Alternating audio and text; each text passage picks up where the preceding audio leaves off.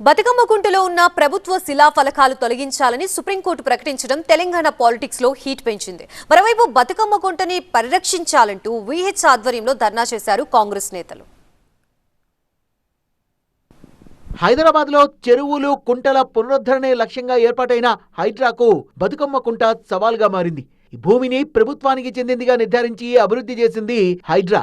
కుంటను ఏర్పాటు చేసి దాని చుట్టూ వాకింగ్ ట్రాక్లు, ప్లేయింగ్ జోన్లు నిర్మించింది. గతేడాది సెప్టెంబర్లో సీఎం రేవంత్ రెడ్డి దీన్ని గ్రాండ్ గా ప్రారంభించారు.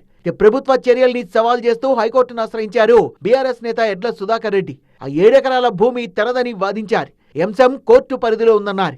భూతగాథ కోర్టు పరిధిలో ఉండగా బతుకమ్మ కుంటలో పనులెందుకు చేపట్టారని ప్రశ్నించింది హైకోర్టు. కోర్టు ధిక్కరణకు పాల్పడ్డారంటూ హైడ్రాపై సీరియస్ అయింది. నెల రోజుల్లో శిలాఫలకాలు తొలగించాలంటూ 2026 మార్చి 17న ఆదేశాలిచ్చింది. హైడ్రా ఆనవాళ్లు, కాంపౌండ్ వాల్స్, గ్రిల్స్ సహా అన్ని తొలగించాలని స్పష్టం చేసింది. తీర్పును సవాల్ చేస్తూ సుప్రీంకోర్టును ఆశ్రయించింది హైడ్రా.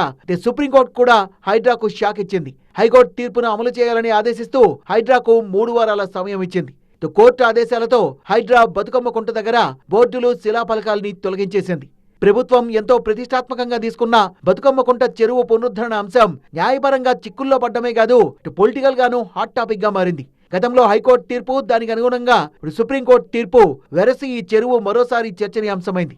కాంగ్రెస్ సీనియర్ నేత విహెచ్ ఆధ్వర్యంలో ధర్నా నిర్వహించారు. ఈ ఆందోళనలో బీజేపీ సహా లెఫ్ట్ పార్టీల నేతలు పాల్గొన్నారు. బతుకమ్మ కుంటను కాపాడుకుందామని పిలుపునిచ్చారు. చెరువు భూమిని బీఆర్ఎస్ నేత ఎడ్ల సుధాకర్ రెడ్డి భూమి అనడం సరికాదన్నారు విహెచ్.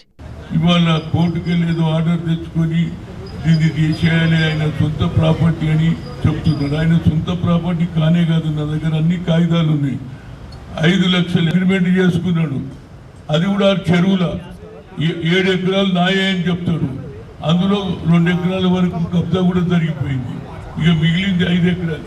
బతుకమ్మ కుంటను ఆక్రమించుకోలేదు, అది ఆయన స్థలమే అని వాళ్ళు చెప్తున్నారు. అది ఎంతవరకు కరెక్ట్ అనేది జ్యుడిషియరీని రిక్వెస్ట్ చేస్తున్నా. లెట్ దెమ్ జస్టిస్, ఎవరైతే చీఫ్ జస్టిస్ ఉన్నాడో ఇక్కడ హైకోర్టు చీఫ్ జస్టిస్ ఒక కమిటీ వేసి. బీజేపీ, కమ్యూనిస్టు నేతలు కూడా సుధాకర్ రెడ్డికి వ్యతిరేకంగా గళమెత్తారు. చెరువు భూమిని ప్రభుత్వానికి అప్పగించాలన్నారు.